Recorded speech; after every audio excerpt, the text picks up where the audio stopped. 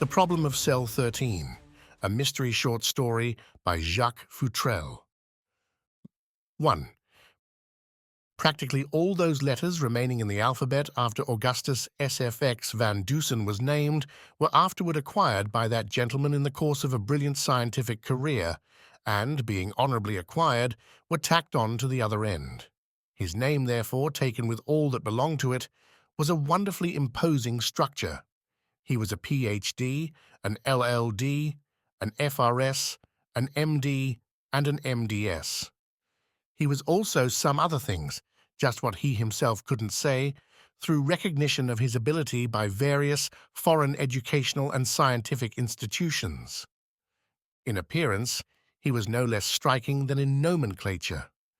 He was slender with the droop of the student in his thin shoulders and the pallor of a close, sedentary life on his clean-shaven face. His eyes wore a perpetual, forbidding squint, the squint of a man who studies little things, and when they could be seen at all through his thick spectacles, were mere slits of watery blue. But above his eyes was his most striking feature. This was a tall, broad brow, almost abnormal in height and width, crowned by a heavy shock of bushy yellow hair. All these things conspired to give him a peculiar, almost grotesque, personality. Professor Van Dusen was remotely German. For generations his ancestors had been noted in the sciences. He was the logical result, the mastermind. First and above all, he was a logician. At least 35 years of the half-century or so of his existence had been devoted exclusively to proving that 2 and 2 always equal 4, except in unusual cases, where they equal 3 or 5, as the case may be. He stood broadly on the general proposition that all things that start must go somewhere, and was able to bring the concentrated mental force of his forefathers to bear on a given problem. Incidentally, it may be remarked that Professor Van Dusen wore a non-8 hat. The world at large had heard vaguely of Professor Van Dusen as the thinking machine. It was a newspaper catchphrase applied to him at the time of a remarkable exhibition at chess. He had demonstrated then that a stranger to the game might, by the force of inevitable logic, defeat a champion who had devoted a lifetime to its study. The thinking machine. Perhaps that more nearly described him than all his honorary initials, for he spent week after week, month after month, in the seclusion of his small laboratory from which had gone forth thoughts that staggered scientific associates and deeply stirred the world at large. It was only occasionally that the thinking machine had visitors, and these were usually men who, themselves high in the sciences, dropped in to argue a point and perhaps convince themselves. 2 of these men, Dr. Charles Ransom and Alfred Fielding, called one evening to discuss some theory which is not of consequence here. "Such a thing is impossible," declared Dr. Ransom emphatically in the course of the conversation. "Nothing is impossible," declared the thinking machine with equal emphasis. He always spoke petulantly. "The mind is master of all things. When science fully recognizes that fact, a great advance will have been made." "How about the airship?" asked Dr. Ransom. "That's not impossible at all," asserted the thinking machine. "It will be invented some time. I do it myself, but I'm busy." Dr. Ransom laughed tolerantly. "I've heard you say such things before," he said, "but they mean nothing. Mind may be master of matter, but it hasn't yet found a way to apply itself. There are some things that can't be thought out of existence, or rather, which would not yield to any amount of thinking." "What, for instance?" demanded the thinking machine. Dr. Ransom was thoughtful for a moment as he smoked. "Well, say prison walls," he replied.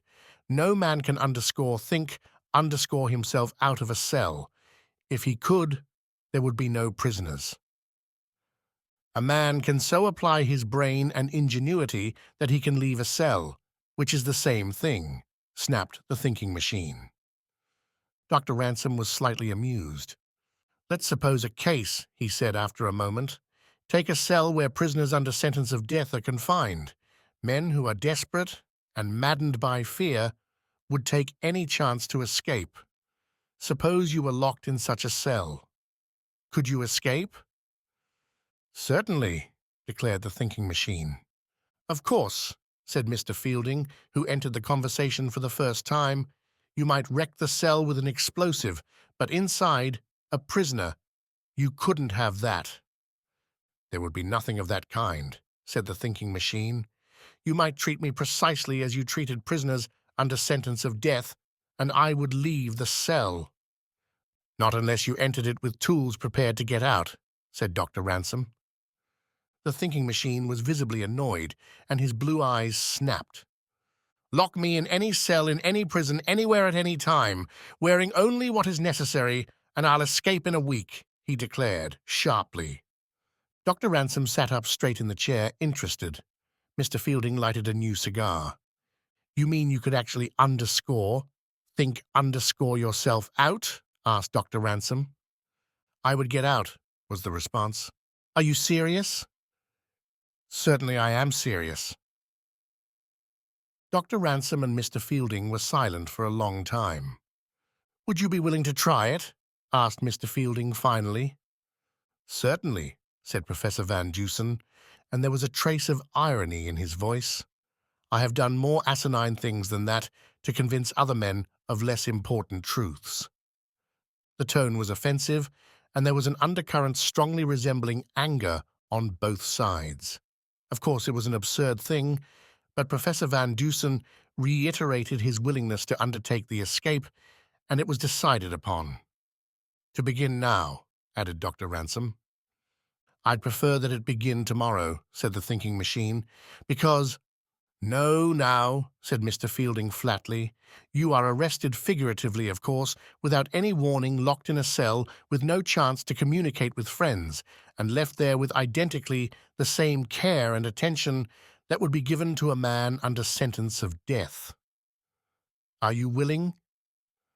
All right now then, said the thinking machine, and he arose. Say, the death cell in Chisholm Prison. The death cell in Chisholm Prison. And what will you wear?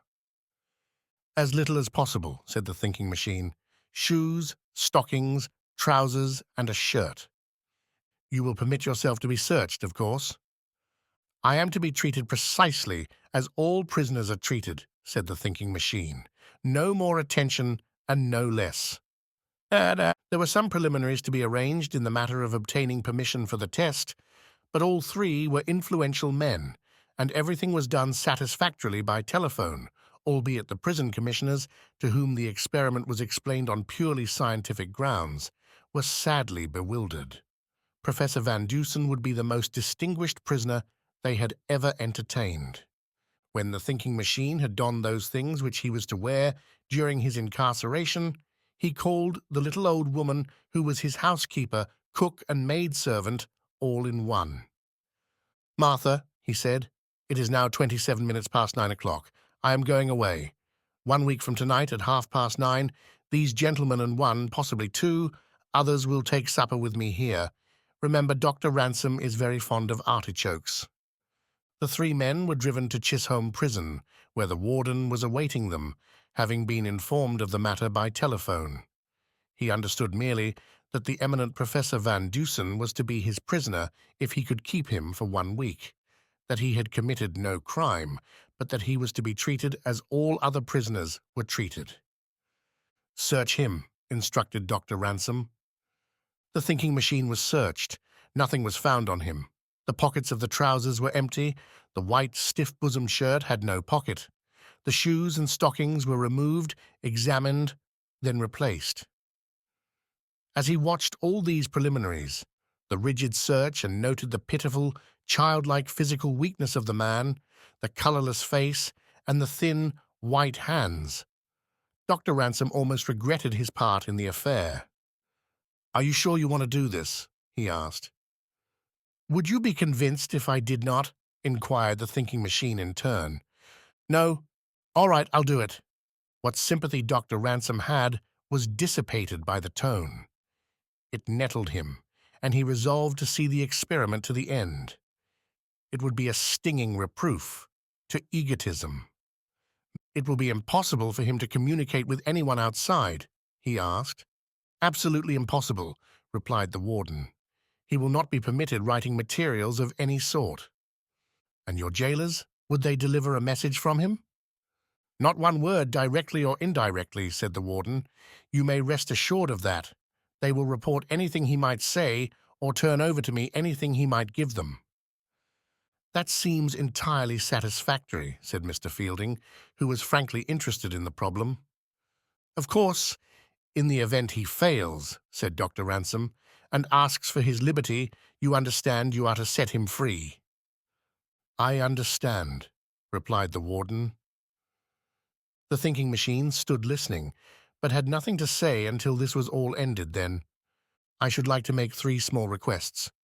You may grant them or not as you wish." "No special favors now," warned Mr. Fielding. "I am asking none," was the stiff response. "I would like to have some tooth powder. Buy it yourself to see that it is tooth powder, and I should like to have 1 $5 and 2 $10 bills." Dr. Ransom, Mr. Fielding, and the warden exchanged astonished glances. They were not surprised at the request for tooth powder, but were at the request for money. "Ned, is there any man with whom our friend would come in contact that he could bribe with $25? asked Dr. Ransom of the warden. "Not for $2,500, was the positive reply. "Well, let him have them," said Mr. Fielding. "I think they are harmless enough." "And what is the third request?" asked Dr. Ransom. "I should like to have my shoes polished." Again the astonished glances were exchanged. This last request was the height of absurdity, so they agreed to it. These things all being attended to, the thinking machine was led back into the prison from which he had undertaken to escape. "Here is cell 13, said the warden, stopping 3 doors down the steel corridor. "This is where we keep condemned murderers. No one can leave it without my permission, and no one in it can communicate with the outside. I'll stake my reputation on that. It's only 3 doors back of my office, and I can readily hear any unusual noise." "Will this cell do, gentlemen?" asked the thinking machine. There was a touch of irony in his voice. "Admirably," was the reply.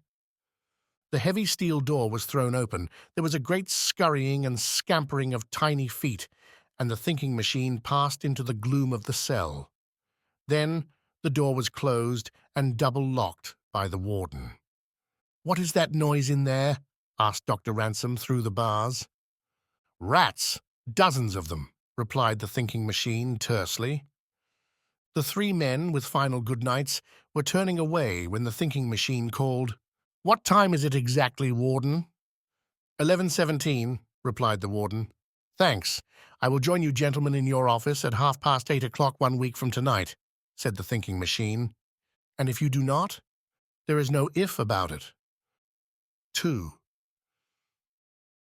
Chisholm Prison was a great spreading structure of granite, 4 stories in all, which stood in the center of acres of open space. It was surrounded by a wall of solid masonry 18 feet high, and so smoothly finished inside and out as to offer no foothold to a climber, no matter how expert.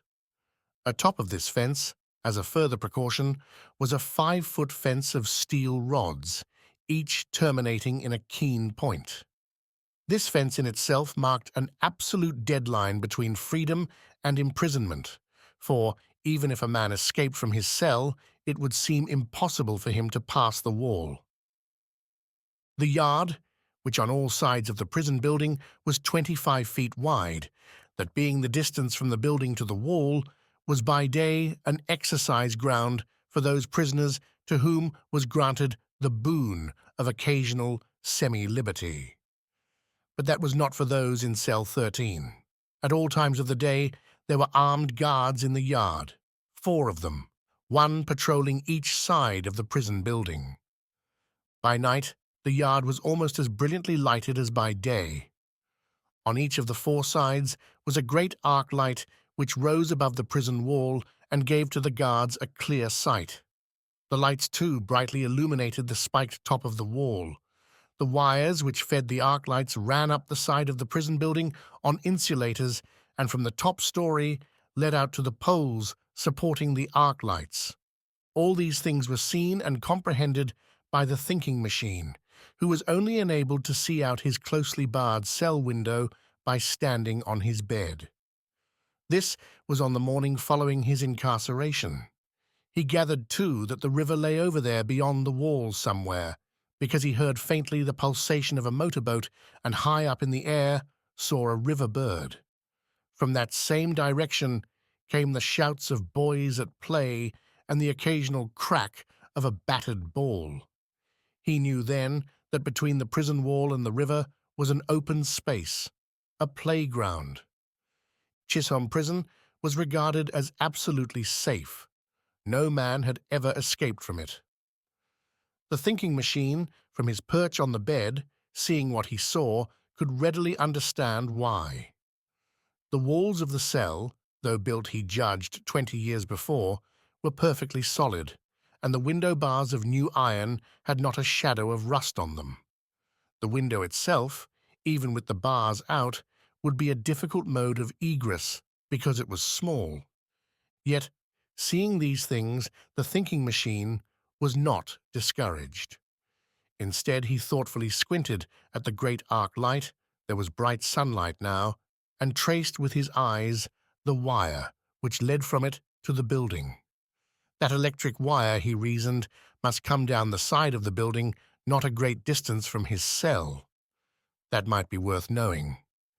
Cell 13 was on the same floor with the offices of the prison, that is, not in the basement, nor yet upstairs. There were only 4 steps up to the office floor, therefore the level of the floor must be only 3 or 4 feet above the ground. He couldn't see the ground directly beneath his window, but he could see it further out toward the wall. It would be an easy drop from the window. Well and good. Then the thinking machine fell to remembering how he had come to the cell. First, there was the outside guard's booth, a part of the wall. There were 2 heavily barred gates there, both of steel. At this gate was one man always on guard. He admitted persons to the prison after much clanking of keys and locks and let them out when ordered to do so. The warden's office was in the prison building, and in order to reach that official from the prison yard, one had to pass a gate of solid steel with only a peephole in it. Then coming from that inner office to cell 13, where he was now, one must pass a heavy wooden door and 2 steel doors into the corridors of the prison. And always there was the double-locked door of cell 13 to reckon with. There were then, the thinking machine recalled, 7 doors to be overcome before one could pass from cell 13 into the outer world, a free man. But against this was the fact that he was rarely interrupted. A jailer appeared at his cell door at 6 in the morning with a breakfast of prison fare. He would come again at noon, and again at 6 in the afternoon. At 9 o'clock at night would come the inspection tour. That would be all. It's admirably arranged, this prison system, was the mental tribute paid by the thinking machine. I'll have to study it a little when I get out. I had no idea there was such great care exercised in the prisons.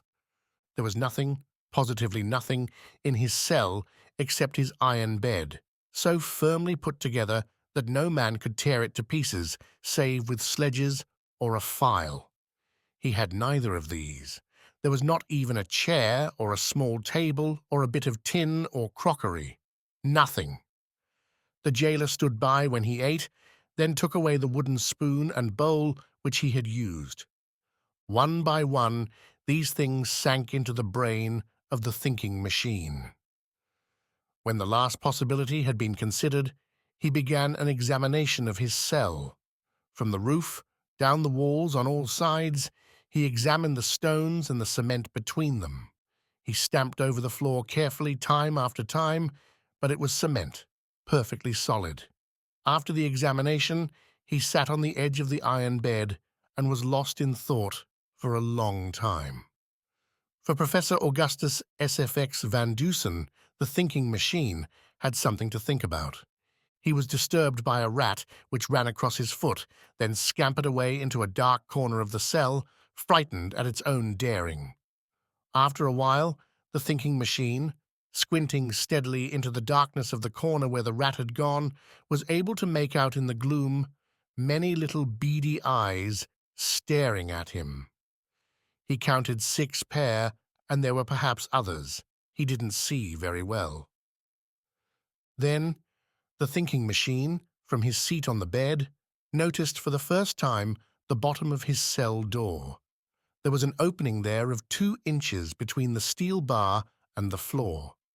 Still looking steadily at this opening, the thinking machine backed suddenly into the corner where he had seen the beady eyes. There was a great scampering of tiny feet, several squeaks of frightened rodents, and then silence.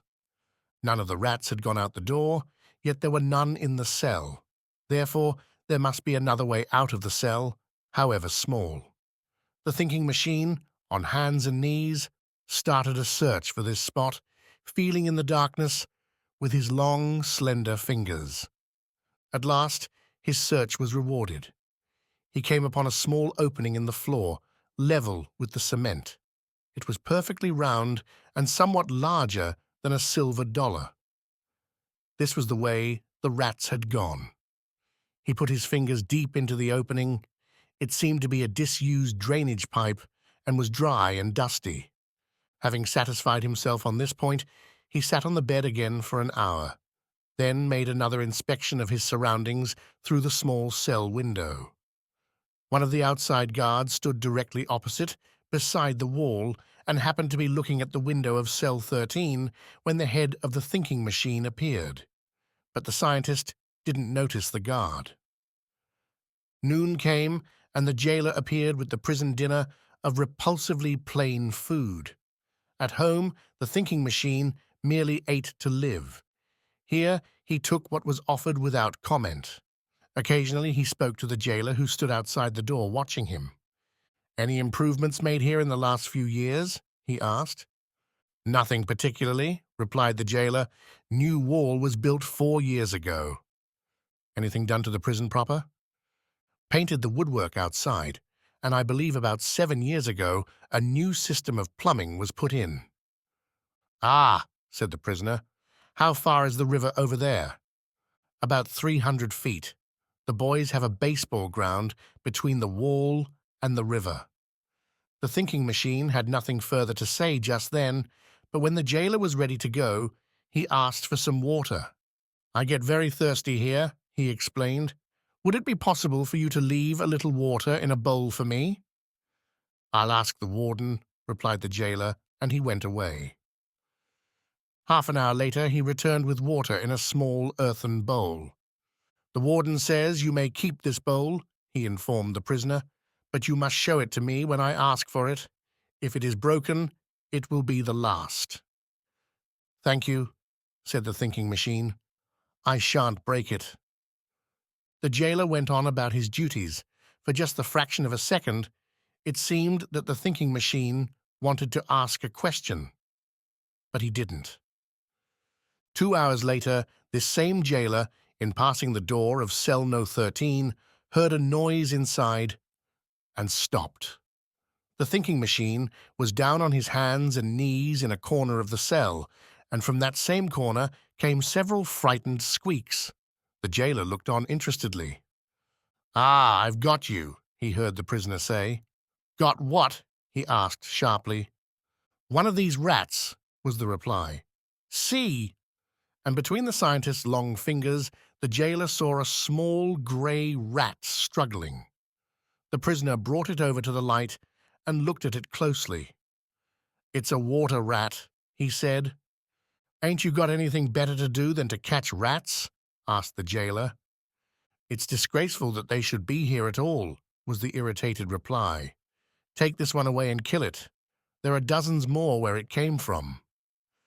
The jailer took the wriggling, squirmy rodent and flung it down on the floor violently. It gave one squeak and lay still. Later, he reported the incident to the warden, who only smiled. Still later that afternoon, The outside armed guard on cell 13's side of the prison looked up again at the window and saw the prisoner looking out. He saw a hand raised to the barred window, and then something white fluttered to the ground, directly under the window of cell 13. It was a little roll of linen, evidently of white shirting material, and tied around it was a $5 bill. The guard looked up at the window again, but the face had disappeared. With a grim smile, he took the little linen roll and the $5 bill to the warden's office. There together, they deciphered something which was written on it with a queer sort of ink, frequently blurred. On the outside was this: "Finder of this, please deliver to Dr. Charles Ransom." "Ah," said the warden with a chuckle. "Plan of escape number 1 has gone wrong." Then, as an afterthought, "But why did he address it to Dr. Ransom?" "And where did he get the pen and ink to write with?" asked the guard. The warden looked at the guard, and the guard looked at the warden. There was no apparent solution of that mystery. The warden studied the writing carefully, then shook his head. "Well, let's see what he was going to say to Dr. Ransom," he said at length, still puzzled, and he unrolled the inner piece of linen. "Well, if that— What do you think of that?" he asked, dazed. The guard took the bit of linen and read this: "Underscore epa xiot denet niai awe hato and si. T. 3. The warden spent an hour wondering what sort of a cipher it was, and half an hour wondering why his prisoner should attempt to communicate with Dr. Ransom, who was the cause of him being there.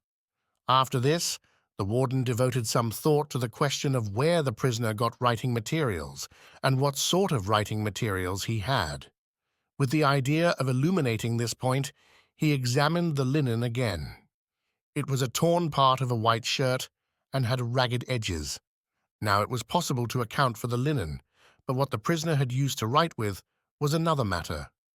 The warden knew it would have been impossible for him to have either pen or pencil, and besides, neither pen nor pencil had been used in this writing. What then? The warden decided to personally investigate. The thinking machine was his prisoner. He had orders to hold his prisoners, if this one sought to escape, by sending cipher messages to persons outside. He would stop it, as he would have stopped it in the case of any other prisoner. The warden went back to cell 13 and found the thinking machine on his hands and knees on the floor, engaged in nothing more alarming than catching rats. The prisoner heard the warden's step and turned to him quickly. "It's disgraceful," he snapped. "These rats. There are scores of them." "Other men have been able to stand them," said the warden. "Here is another shirt for you. Let me have the one you have on." "Why?" demanded the thinking machine quickly. His tone was hardly natural. His manner suggested actual perturbation. "You have attempted to communicate with Dr. Ransom," said the warden severely. "As my prisoner, it is my duty to put a stop to it." The thinking machine was silent for a moment. "All right," he said finally. "Do your duty." The warden smiled grimly. The prisoner arose from the floor and removed the white shirt, putting on instead a striped convict shirt the warden had brought. The warden took the white shirt eagerly, and then and there compared the pieces of linen on which was written the cipher with certain torn places in the shirt. The thinking machine looked on curiously. "The guard brought you underscore those, then?" he asked. "He certainly did," replied the warden triumphantly, "and that ends your first attempt to escape." The thinking machine watched the warden as he, by comparison, established to his own satisfaction that only 2 pieces of linen had been torn from the white shirt. "What did you write this with?" demanded the warden. "I should think it a part of your duty to find out," said the thinking machine irritably. The warden started to say some harsh things, then restrained himself and made a minute search of the cell and of the prisoner instead.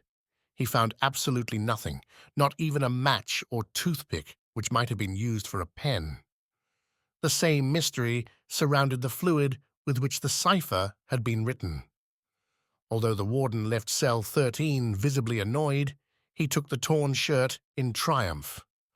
Well, writing notes on a shirt won't get him out, that's certain, he told himself with some complacency. He put the linen scraps into his desk to await developments. If that man escapes from that cell, I'll resign. On the third day of his incarceration, the thinking machine openly attempted to bribe his way out. The jailer had brought his dinner and was leaning against the barred door, waiting, when the thinking machine began the conversation. "The drainage pipes of the prison lead to the river, don't they?" he asked. "Yes," said the jailer. "I suppose they are very small." "Too small to crawl through, if that's what you're thinking about," was the grinning response. There was silence until the thinking machine finished his meal. Then, "You know I'm not a criminal, don't you?" "Yes." "And that I've a perfect right to be freed if I demand it?" "Yes." "Well, I came here believing that I could make my escape," said the prisoner, and his squint eyes studied the face of the jailer. "Would you consider a financial reward for aiding me to escape?" The jailer, who happened to be an honest man, looked at the slender, weak figure of the prisoner, at the large head with its mass of yellow hair, and was almost sorry. "I guess prisons like these were not built for the likes of you to get out of," he said at last. "But would you consider a proposition to help me get out?" the prisoner insisted almost beseechingly. "No," said the jailer shortly. $500, urged the thinking machine. "I am not a criminal." "No," said the jailer. 1,000?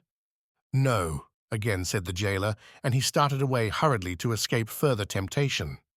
Then he turned back. "If you should give me $10,000, I couldn't get you out. You'd have to pass through 7 doors, and I only have the keys to 2. Then he told the warden all about it. "Plan number 2 fails," said the warden, smiling grimly. "First a cipher, then bribery." When the jailer was on his way to cell 13 at 6 o'clock, again bearing food to the thinking machine, he paused, startled by the unmistakable scrape of steel against steel. It stopped at the sound of his steps, then craftily the jailer, who was beyond the prisoner's range of vision, resumed his tramping, the sound being apparently that of a man going away from cell 13. As a matter of fact, he was in the same spot. After a moment there came again the steady scrape, and the jailer crept cautiously on tiptoes to the door and peered between the bars. The thinking machine was standing on the iron bed, working at the bars of the little window. He was using a file, judging from the backward and forward swing of his arms. Cautiously, the jailer crept back to the office, summoned the warden in person, and they returned to cell 13 on tiptoes. The steady scrape was still audible. The warden listened to satisfy himself, and then suddenly appeared at the door. "Well?" he demanded, and there was a smile on his face. The thinking machine glanced back from his perch on the bed and leaped suddenly to the floor, making frantic efforts to hide something. The warden went in, with hand extended. "Give it up," he said. "No," said the prisoner sharply. "Come, give it up," urged the warden. "I don't want to have to search you again." "No," repeated the prisoner. "What was it, a file?" asked the warden. The thinking machine was silent and stood squinting at the warden with something very nearly approaching disappointment on his face. Nearly, but not quite. The warden was almost sympathetic. "Plan number 3 fails, eh?" he asked good-naturedly. "Too bad, isn't it?" The prisoner didn't say. "Search him," instructed the warden. The jailer searched the prisoner carefully. At last, artfully concealed in the waistband of the trousers, he found a piece of steel about 2 inches long, with one side curved like a half-moon. "Ah," said the warden, as he received it from the jailer, "from your shoe heel," and he smiled pleasantly. The jailer continued his search, and on the other side of the trousers' waistband found another piece of steel identical with the first. The edges showed where they had been worn against the bars of the window. "You couldn't saw a way through those bars with these," said the warden. "I could have," said the thinking machine firmly. "In 6 months, perhaps," said the warden good-naturedly. The warden shook his head slowly as he gazed into the slightly flushed face of his prisoner. "Ready to give it up?" he asked. "I haven't started yet," was the prompt reply. Then came another exhaustive search of the cell. Carefully, the two men went over it, finally turning out the bed and searching that. Nothing. The warden in person climbed upon the bed and examined the bars of the window where the prisoner had been sawing. When he looked, he was amused. "Just made it a little bright by hard rubbing," he said to the prisoner, who stood looking on with a somewhat crestfallen air. The warden grasped the iron bars in his strong hands and tried to shake them. They were immovable, set firmly in the solid granite. He examined each in turn and found them all satisfactory. Finally, he climbed down from the bed. "Give it up, Professor," he advised. The thinking machine shook his head, and the warden and jailer passed on again. As they disappeared down the corridor, the thinking machine sat on the edge of the bed with his head in his hands. "He's crazy to try to get out of that cell," commented the jailer. "Of course he can't get out," said the warden, "but he's clever. I would like to know what he wrote that cipher with." It was 4 o'clock next morning when an awful, heart-racking shriek of terror resounded through the great prison. It came from a cell, somewhere about the center, and its tone told a tale of horror, agony, terrible fear. The warden heard, and with 3 of his men rushed into the long corridor leading to cell 13. 4. As they ran there came again that awful cry. It died away in a sort of wail. The white faces of prisoners appeared at cell doors upstairs and down, staring out wonderingly, frightened. "It's that fool in cell 13, grumbled the warden. He stopped and stared in as one of the jailers flashed a lantern. That fool in cell 13 inches lay comfortably on his cot, flat on his back with his mouth open, snoring. Even as they looked, there came again the piercing cry from somewhere above. The warden's face blanched a little as he started up the stairs. There on the top floor, he found a man in cell 43, directly above cell 13, but 2 floors higher, cowering in a corner of his cell. "What's the matter?" demanded the warden. "Thank God you've come," exclaimed the prisoner, and he cast himself against the bars of his cell. "What is it?" demanded the warden again. He threw open the door and went in. The prisoner dropped on his knees and clasped the warden about the body. His face was white with terror, his eyes were widely distended, and he was shuddering. His hands, icy cold, clutched at the warden's. "Take me out of this cell, please take me out," he pleaded. "What's the matter with you, anyhow?" insisted the warden impatiently. "I heard something, said the prisoner, and his eyes roved nervously around the cell. "What did you hear?" I can't tell you," stammered the prisoner. Then, in a sudden burst of terror, "Take me out of this cell, put me anywhere, but take me out of here." The warden and the 3 jailers exchanged glances. "Who is this fellow? What's he accused of?" asked the warden. "Joseph Ballard," said one of the jailers. "He's accused of throwing acid in a woman's face. She died from it." "But they can't prove it," gasped the prisoner. "They can't prove it. Please put me in some other cell."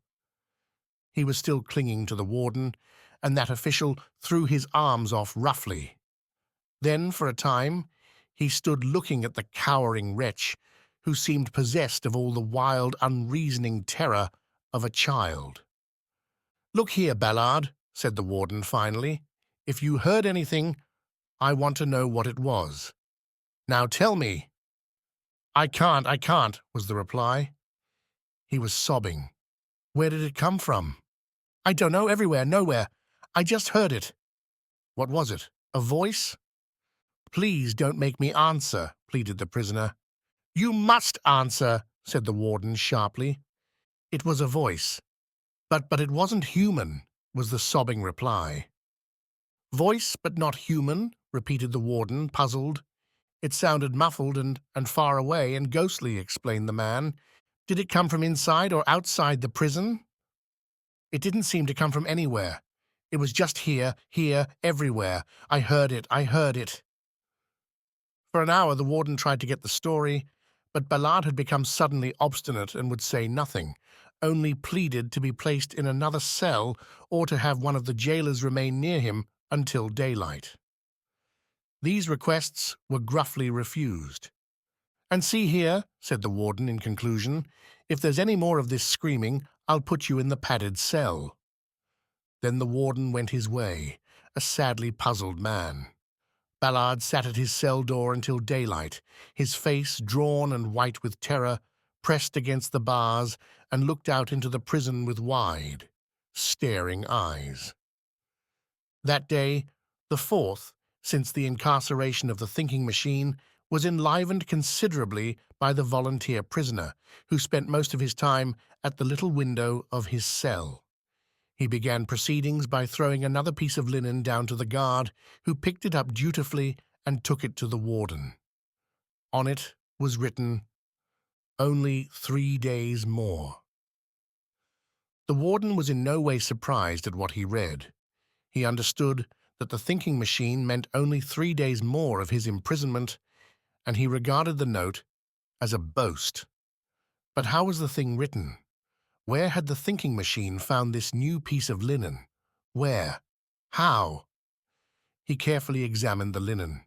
It was white, of fine texture, shirting material. He took the shirt which he had taken and carefully fitted the 2 original pieces of the linen to the torn places. This third piece was entirely superfluous. It didn't fit anywhere, and yet it was unmistakably the same goods. And where does he get anything to write with? Demanded the warden of the world at large. Still later on the 4th day, the thinking machine, through the window of his cell, spoke to the armed guard outside. What day of the month is it? He asked. The 15th, was the answer. The thinking machine made a mental astronomical calculation and satisfied himself that the moon would not rise until after 9 o'clock that night. Then he asked another question. Who attends to those arc lights? Man from the company. You have no electricians in the building? I should think you could save money if you had your own man. None of my business, replied the guard. The guard noticed the thinking machine at the cell window frequently during that day, but always the face seemed listless, and there was a certain wistfulness in the squint eyes behind the glasses. After a while, he accepted the presence of the leonine head as a matter of course. He had seen other prisoners do the same thing. It was the longing for the outside world. That afternoon, just before the day guard was relieved, the head appeared at the window again, and the thinking machine's hand held something out between the bars. It fluttered to the ground, and the guard picked it up. It was a $5 bill. That's for you, called the prisoner. As usual, the guard took it to the warden. That gentleman looked at it suspiciously. He looked at everything that came from cell 13 with suspicion. He said it was for me, explained the guard. It's a sort of a tip, I suppose, said the warden. I see no particular reason why you shouldn't accept. Suddenly he stopped. He had remembered that the thinking machine had gone into cell 13 with one $5 bill and 2 $10 bills, $25 in all. Now a $5 bill had been tied around the first pieces of linen that came from the cell. The warden still had it, and to convince himself he took it out and looked at it. It was $5. Yet here was another $5, and the thinking machine had only had $10 bills. Perhaps somebody changed one of the bills for him, he thought at last, with a sigh of relief. But then and there he made up his mind. He would search cell 13 as a cell was never before searched in this world.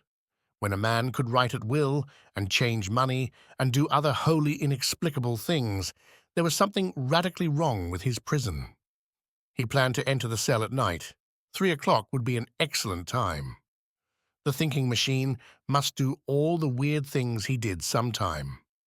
Night seemed the most reasonable. Thus it happened that the warden stealthily descended upon cell 13 that night at 3 o'clock. He paused at the door and listened. There was no sound, save the steady, regular breathing of the prisoner. The keys unfastened the double locks with scarcely a clank, and the warden entered, locking the door behind him. Suddenly he flashed his dark lantern in the face of the recumbent figure. If the warden had planned to startle the thinking machine, he was mistaken, for that individual merely opened his eyes quietly, reached for his glasses, and inquired, in a most matter-of-fact tone, "Who is it?" It would be useless to describe the search that the warden made. It was minute. Not 1 inch of the cell or the bed was overlooked. He found the round hole in the floor, and with a flash of inspiration, thrust his thick fingers into it. After a moment of fumbling there, he drew up something and looked at it in the light of his lantern. "Ah!" he exclaimed. The thing he had taken out was a rat, a dead rat. His inspiration fled as a mist before the sun, but he continued the search. The thinking machine, without a word, arose and kicked the rat out of the cell into the corridor.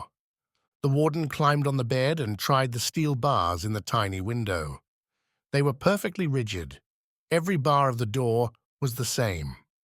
Then the warden searched the prisoner's clothing, beginning at the shoes. Nothing hidden in them. Then the trousers' waistband. Still nothing.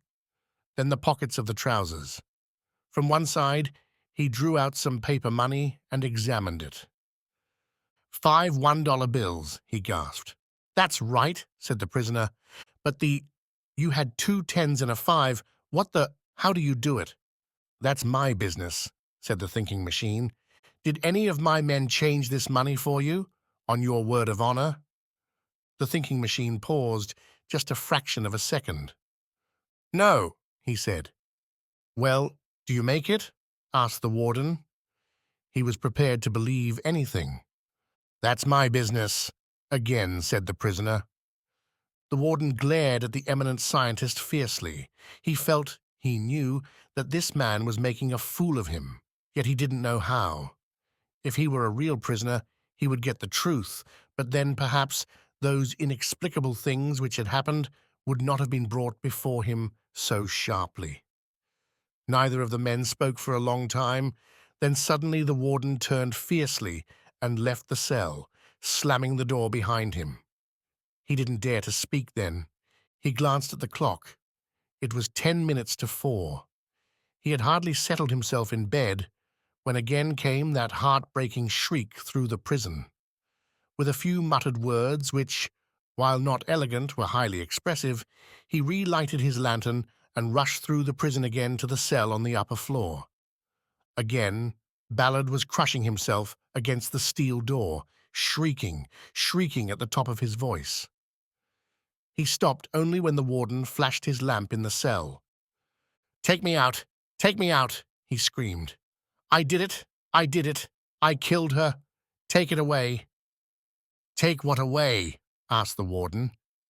"I threw the acid in her face. I did it, I confess. Take me out of here." Ballard's condition was pitiable. It was only an act of mercy to let him out into the corridor. There he crouched in a corner like an animal at bay and clasped his hands to his ears. It took half an hour to calm him sufficiently for him to speak. Then he told incoherently what had happened. On the night before, at 4 o'clock, he had heard a voice, a sepulchral voice, muffled and wailing in tone. "What did it say?" asked the warden curiously.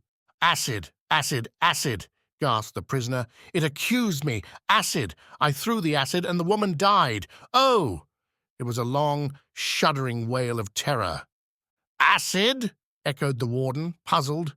The case was beyond him. Acid.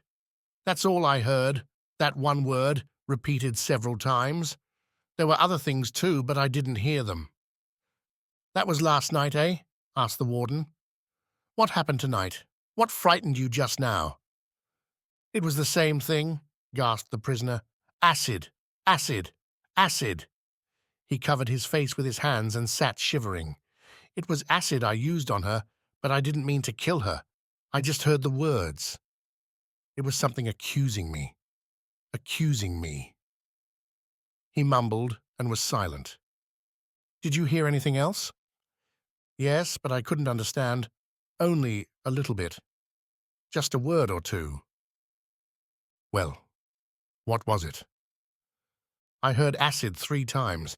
Then I heard a long, moaning sound. Then I heard no. 8 hat. I heard that twice. No. 8 hat, repeated the warden. What the devil? No. 8 hat? Accusing voices of conscience have never talked about no. 8 hats, so far as I ever heard. He's insane, said one of the jailers, with an air of finality. I believe you, said the warden. He must be. He probably heard something and got frightened. He's trembling now. No. 8 hat. What the... 5. When the 5th day of the thinking machine's imprisonment rolled around, the warden was wearing a hunted look. He was anxious for the end of the thing. He could not help but feel that his distinguished prisoner had been amusing himself. And if this were so, the thinking machine had lost none of his sense of humor. For on this 5th day, he flung down another linen note to the outside guard, bearing the words, "Only 2 days more." Also, he flung down $50. Now the warden knew, that the man in cell 13 didn't have any $half. He couldn't have any $half, no more than he could have pen and ink and linen, and yet he did have them. It was a condition, not a theory. That is one reason why the warden was wearing a hunted look. That ghastly, uncanny thing, too, about acid and no 8 hat clung to him tenaciously. They didn't mean anything, of course, merely the ravings of an insane murderer who had been driven by fear to confess his crime. Still, there were so many things that didn't mean anything happening in the prison now, since the thinking machine was there. On the 6th day, the warden received a postal stating that Dr. Ransom and Mr. Fielding would be at Chisholm Prison on the following evening, Thursday, and in the event, Professor Van Dusen had not yet escaped, and they presumed he had not because they had not heard from him. They would meet him there. In the event, he had not yet escaped. The warden smiled grimly. Escaped. The thinking machine enlivened this day for the warden with 3 notes. They were on the usual linen and bore generally on the appointment at 8:30 Thursday night, which appointment the scientist had made at the time of his imprisonment. On the afternoon of the 7th day, the warden passed cell 13 and glanced in. The thinking machine was lying on the iron bed, apparently sleeping lightly. The cell appeared precisely as it always did from a casual glance. The warden would swear that no man was going to leave it between that hour. It was then 4 o'clock and 8:30 that evening. On his way back past the cell, the warden heard the steady breathing again, and coming close to the door, looked in. He wouldn't have done so if the thinking machine had been looking, but now, well, it was different. A ray of light came through the high window and fell on the face of the sleeping man. It occurred to the warden for the first time that his prisoner appeared haggard and weary. Just then, the thinking machine stirred slightly, and the warden hurried on up the corridor guiltily. That evening, after 6 o'clock, he saw the jailer. "Everything all right in cell 13?" he asked. "Yes, sir," replied the jailer. He didn't eat much, though. It was with a feeling of having done his duty that the warden received Dr. Ransom and Mr. Fielding shortly after 7 o'clock. He intended to show them the linen notes and lay before them the full story of his woes, which was a long one. But before this came to pass, the guard from the riverside of the prison yard entered the office. "The arc light in my side of the yard won't light," he informed the warden. "Confound it! That man's a hoodoo!" thundered the official. "Everything has happened since he's been here." The guard went back to his post in the darkness, and the warden phoned to the electric light company. "This is Chisholm Prison," he said through the phone. "Send 3 or 4 men down here quick to fix an arc light." The reply was evidently satisfactory, for the warden hung up the receiver and passed out into the yard. While Dr. Ransom and Mr. Fielding sat waiting, the guard at the outer gate came in with a special delivery letter. Dr. Ransom happened to notice the address, and when the guard went out, looked at the letter more closely. "By George!" he exclaimed. "What is it?" asked Mr. Fielding. Silently, the doctor offered the letter. Mr. Fielding examined it closely. "Coincidence," he said.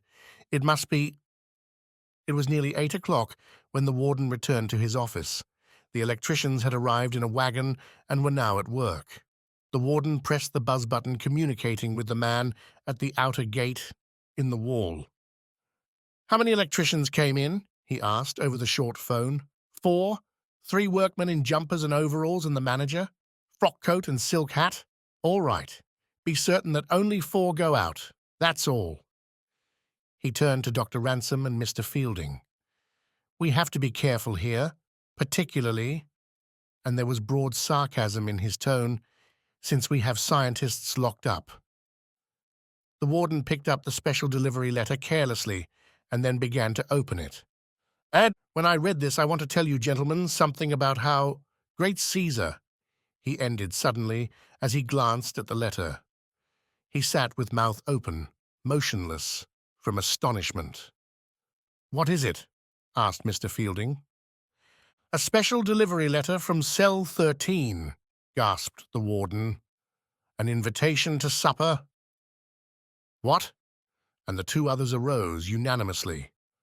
The warden sat dazed, staring at the letter for a moment, then called sharply to a guard outside in the corridor. "Run down to cell 13 and see if that man's in there." The guard went as directed, while Dr. Ransom and Mr. Fielding examined the letter. "It's Van Dusen's handwriting. There's no question of that," said Dr. Ransom. "I've seen too much of it." Just then, the buzz of the telephone from the outer gate sounded, and the warden, in a semi-trance, picked up the receiver. "Hello? 2 reporters, eh? Let 'em come in." He turned suddenly to the doctor and Mr. Fielding. "Why, the man underscore can T underscore be out. He must be in his cell." Just at that moment the guard returned. "He's still in his cell, sir," he reported. "I saw him. He's lying down." "There, I told you so," said the warden, and he breathed freely again. "But how did he mail that letter?" There was a rap on the steel door which led from the jail yard into the warden's office. "It's the reporters," said the warden. "Let them in," he instructed the guard. Then, to the 2 other gentlemen, "Don't say anything about this before them, because I'd never hear the last of it." The door opened, and the 2 men from the front gate entered. "Good evening, gentlemen," said one. That was Hutchinson Hatch. The warden knew him well. "Well?" demanded the other irritably. "I'm here." That was the thinking machine. He squinted belligerently at the warden, who sat with mouth agape. For the moment, that official had nothing to say. Dr. Ransom and Mr. Fielding were amazed, but they didn't know what the warden knew. They were only amazed. He was paralyzed. Hutchinson Hatch, the reporter, took in the scene with greedy eyes. How did you do it?" gasped the warden finally. "Come back to the cell," said the thinking machine, in the irritated voice which his scientific associates knew so well. The warden, still in a condition bordering on trance, led the way. "Flash your light in there," directed the thinking machine. The warden did so. There was nothing unusual in the appearance of the cell, and there, There on the bed lay the figure of the thinking machine. Certainly, there was the yellow hair. Again the warden looked at the man beside him and wondered at the strangeness of his own dreams. With trembling hands, he unlocked the cell door, and the thinking machine passed inside. "See here," he said. He kicked at the steel bars in the bottom of the cell door, and 3 of them were pushed out of place. A 4th broke off and rolled away in the corridor. "And here, too," directed the erstwhile prisoner as he stood on the bed to reach the small window. He swept his hand across the opening, and every bar came out. "What's this in the bed?" demanded the warden, who was slowly recovering. "A wig," was the reply. "Turn down the cover." The warden did so. Beneath it lay a large coil of strong rope, 30 feet or more, a dagger, 3 files, 10 feet of electric wire, a thin, powerful pair of steel pliers, a small tack hammer with its handle, and a Derringer pistol. "How did you do it?" demanded the warden. "You gentlemen have an engagement to supper with me at 9:30, said the thinking machine. "Come on, or we shall be late." "But how did you do it?" insisted the warden. "Don't ever think you can hold any man who can use his brain," said the thinking machine. "Come on, we shall be late." 6. It was an impatient supper party in the rooms of Professor Van Dusen, and a somewhat silent one. The guests were Dr. Ransom, Albert Fielding, the warden, and Hutchinson Hatch, reporter. The meal was served to the minute in accordance with Professor Van Dusen's instructions of 1 week before. Dr. Ransom found the artichokes delicious. At last the supper was finished, and the thinking machine turned full on Dr. Ransom and squinted at him fiercely. "Do you believe it now?" he demanded. "I do," replied Dr. Ransom. "Do you admit that it was a fair test?" "I do." With the others, particularly the warden, he was waiting anxiously for the explanation. "Suppose you tell us how—" began Mr. Fielding. "Yes, tell us how," said the warden. The thinking machine readjusted his glasses, took a couple of preparatory squints at his audience, and began the story. He told it from the beginning logically, and no man ever talked to more interested listeners. "My agreement was," he began, "to go into a cell, carrying nothing except what was necessary to wear, and to leave that cell within a week. I had never seen Chisholm Prison. When I went into the cell, I asked for tooth powder, 2 $10 and 1 $5 bills, and also to have my shoes blacked. Even if these requests had been refused, it would not have mattered seriously, but you agreed to them. I knew there would be nothing in the cell which you thought I might use to advantage. So when the warden locked the door on me, I was apparently helpless unless I could turn 3 seemingly innocent things to use. They were things which would have been permitted any prisoner under sentence of death, were they not, warden? "Tooth powder and polished shoes, yes, but not money," replied the warden. "Anything is dangerous in the hands of a man who knows how to use it," went on the thinking machine. "I did nothing that first night but sleep and chase rats." He glared at the warden. When the matter was broached, I knew I could do nothing that night, so suggested next day. "You gentlemen thought I wanted time to arrange an escape with outside assistance, but this was not true. I knew I could communicate with whom I pleased, when I pleased." The warden stared at him a moment, then went on smoking solemnly. "I was aroused next morning at 6 o'clock by the jailer with my breakfast," continued the scientist. "He told me dinner was at 12 and supper at 6. Between these times, I gathered, I would be pretty much to myself. So immediately after breakfast, I examined my outside surroundings from my cell window. One look told me it would be useless to try to scale the wall, even should I decide to leave my cell by the window, for my purpose was to leave not only the cell, but the prison. Of course, I could have gone over the wall, but it would have taken me longer to lay my plans that way. Therefore, for the moment, I dismissed all idea of that. From this first observation, I knew the river was on that side of the prison, and that there was also a playground there. Subsequently, these surmises were verified by a keeper. I knew then one important thing, that anyone might approach the prison wall from that side if necessary, without attracting any particular attention. That was well to remember. I remembered it. But the outside thing which most attracted my attention was the feed wire to the arc light, which ran within a few feet, probably 3 or 4, of my cell window. I knew that would be valuable in the event I found it necessary to cut off that arc light. "Oh, you shut it off tonight, then?" asked the warden.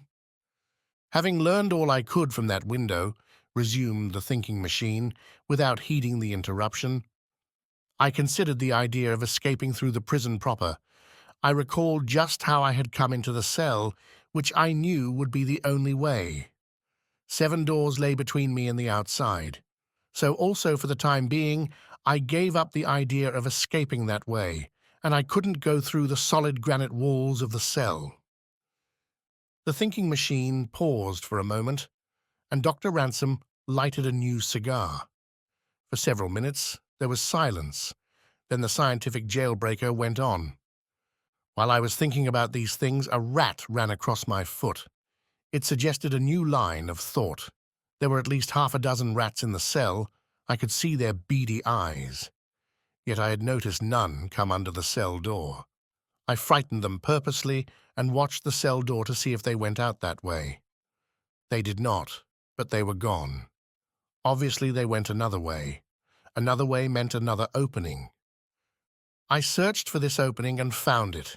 It was an old drain pipe, long unused and partly choked with dirt and dust. But this was the way the rats had come. They came from somewhere. Where? Drain pipes usually lead outside prison grounds. This one probably led to the river, or near it. The rats must therefore come from that direction. If they came a part of the way, I reasoned that they came all the way, because it was extremely unlikely that a solid iron or lead pipe would have any hole in it except at the exit. When the jailer came with my luncheon, he told me 2 important things, although he didn't know it. One was that a new system of plumbing had been put in the prison 7 years before. Another, that the river was only 300 feet away. Then I knew positively that the pipe was a part of an old system. I knew, too, that it slanted generally toward the river. But did the pipe end in the water or on land? This was the next question to be decided. I decided it by catching several of the rats in the cell. My jailer was surprised to see me engaged in this work. I examined at least a dozen of them. They were perfectly dry. They had come through the pipe, and most important of all, they were underscore not house rats, but field rats underscore. The other end of the pipe was on land, then outside the prison walls. So far, so good. Then I knew that if I worked freely from this point, I must attract the warden's attention in another direction. You see, by telling the warden that I had come there to escape, you made the test more severe because I had to trick him by false sense." The warden looked up with a sad expression in his eyes. "The first thing was to make him think I was trying to communicate with you, Dr. Ransom. So I wrote a note on a piece of linen I tore from my shirt, addressed it to Dr. Ransom, tied a $5 bill around it, and threw it out the window. I knew the guard would take it to the warden, but I rather hoped the warden would send it as addressed. Have you that first linen note, warden?"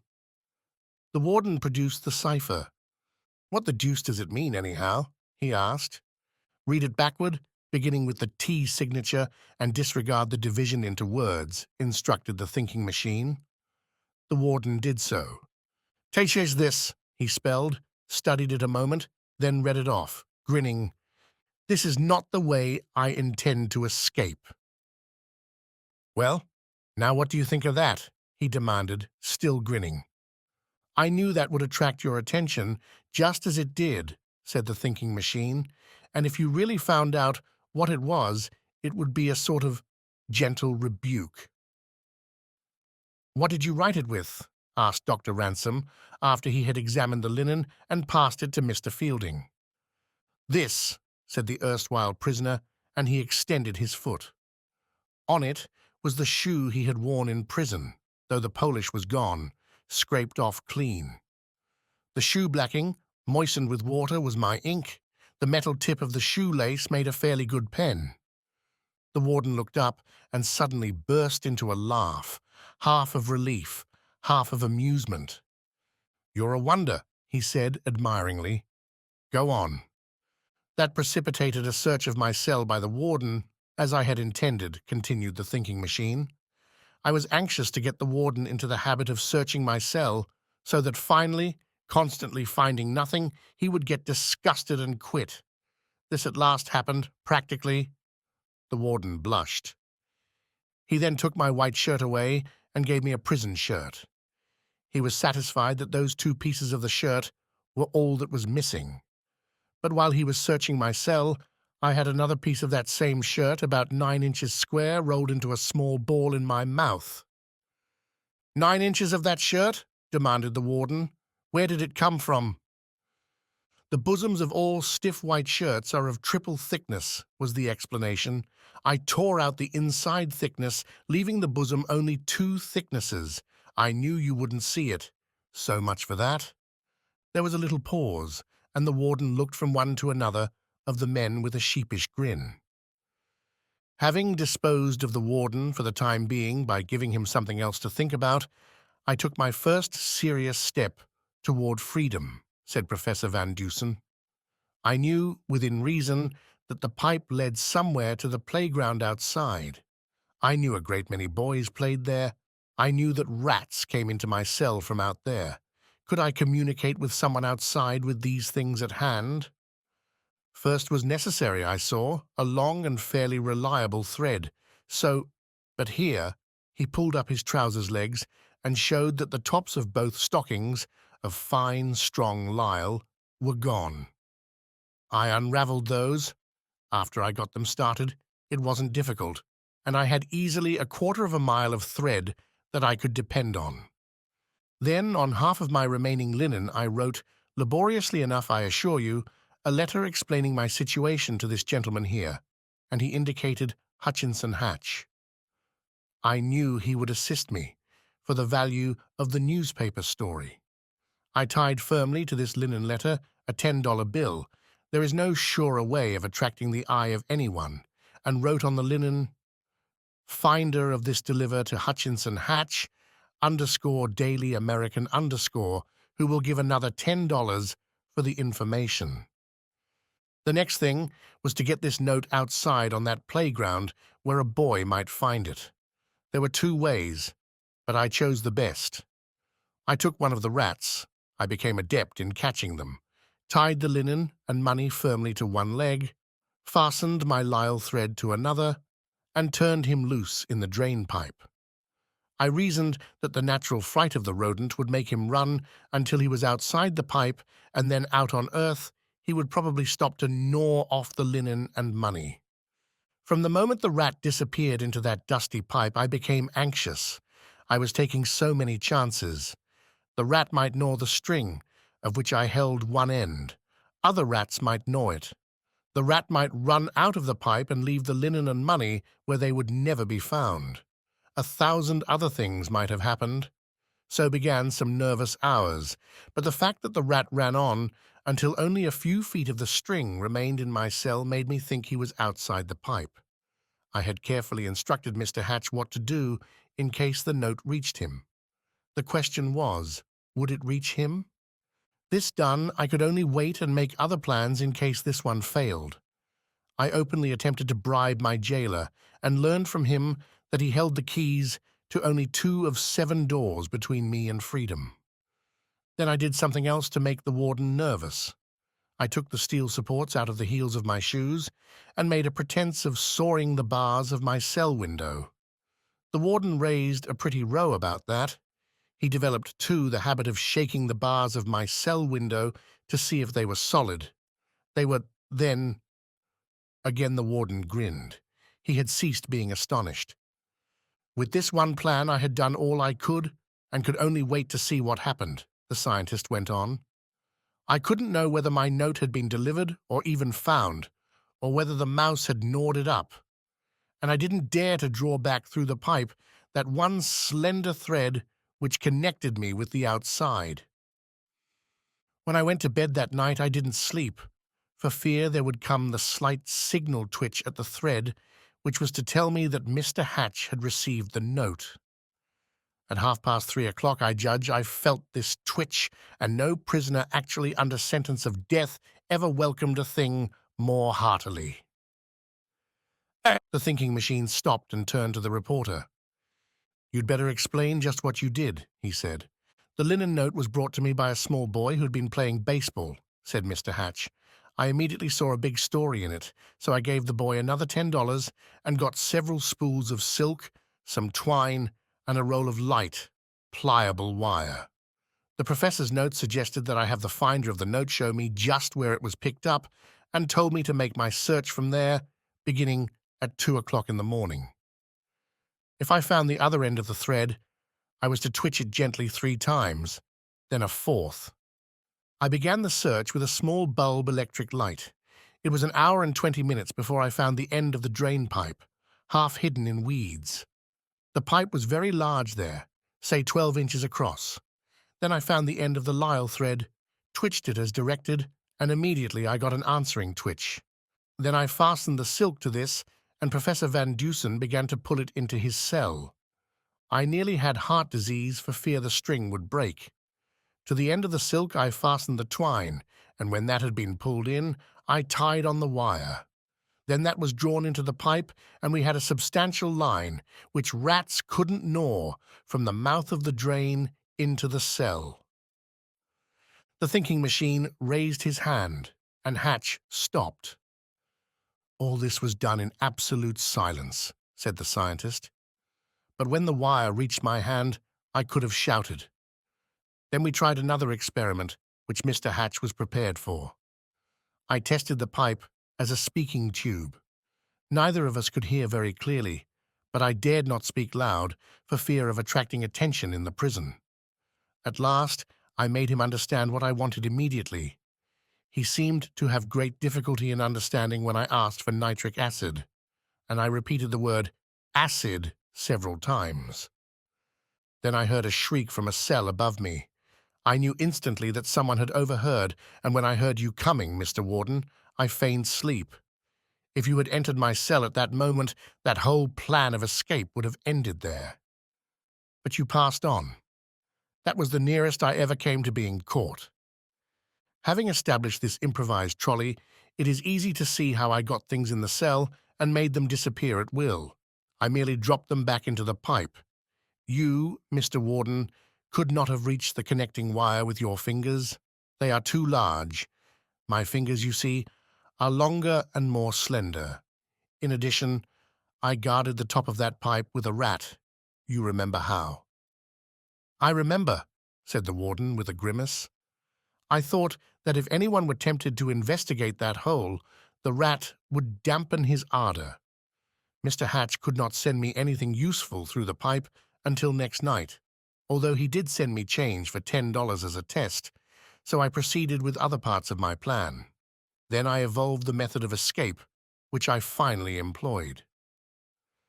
In order to carry this out successfully, it was necessary for the guard in the yard to get accustomed to seeing me at the cell window. I arranged this by dropping linen notes to him, boastful in tone, to make the warden believe, if possible, one of his assistants was communicating with the outside for me. I would stand at my window for hours gazing out, so the guard could see, and occasionally I spoke to him. In that way I learned that the prison had no electricians of its own, but was dependent upon the lighting company if anything should go wrong. That cleared the way to freedom perfectly.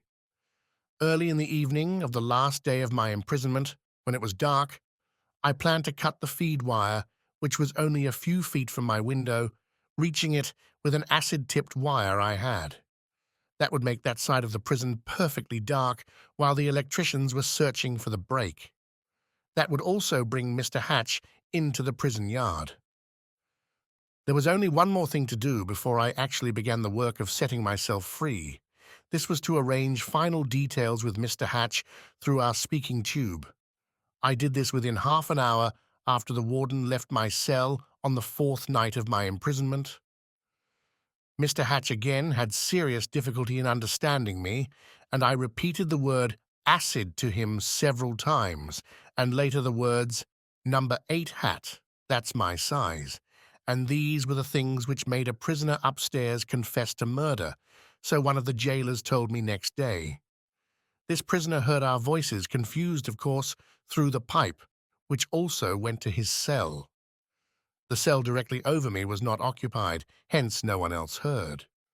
Of course, the actual work of cutting the steel bars out of the window and door was comparatively easy with nitric acid, which I got through the pipe in thin bottles, but it took time.